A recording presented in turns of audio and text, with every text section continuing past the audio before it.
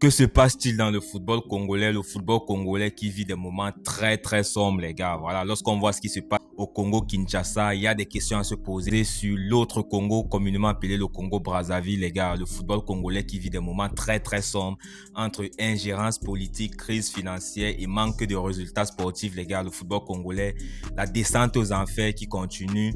Le pays qui avait été suspendu en février 2025 par la FIFA avant de voir cette suspension levée, qu'est-ce qui s'était passé? Le ministre des Sports, monsieur Hugues Ngolondele, qui avait simplement révoqué le président de la FECOFOOT, monsieur Guy Mayolas, et son comité, les remplaçant par un collectif. Ceci avait poussé la FIFA a sanctionné le pays. Cette sanction avait eu des répercussions notamment sur les sélections U17 qui avaient vu certains de leurs matchs annulés. Il n'y a pas que l'ingérence politique, il y a également la crise financière. Certains membres de la Fédération congolaise de football, la FECOFOOT, sont accusés de détournement de fonds. Et le constat, il est sans appel. En 25 ans, le Congo-Brazzaville a participé à 2 éditions de la Coupe d'Afrique des Nations, les gars. Je rappelle que la CAN se déroule chaque 2 ans. La dernière participation du Congo-Brazza à une Coupe d'Afrique des Nations remonte en 2015.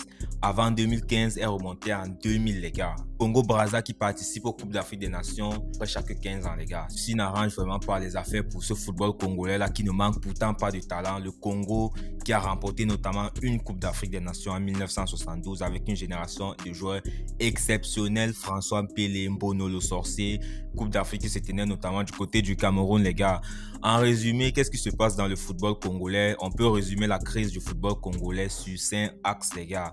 Ingérence politique, gouvernance instable, finances douteuses, manque d'infrastructures, les gars. C'est vrai que le Congo-Brazza avait organisé les Jeux africains, les gars, mais voilà, il y a un manque d'entretien de ces stades-là, les gars. Franchement, on a également le problème du professionnalisme. Beaucoup de footballeurs congolais se plaignent du manque de professionnalisme au niveau de la fédération. Beaucoup de joueurs se plaignent des problèmes logistiques, des problèmes de primes de match notamment. Ceci n'arrange vraiment pas la situation.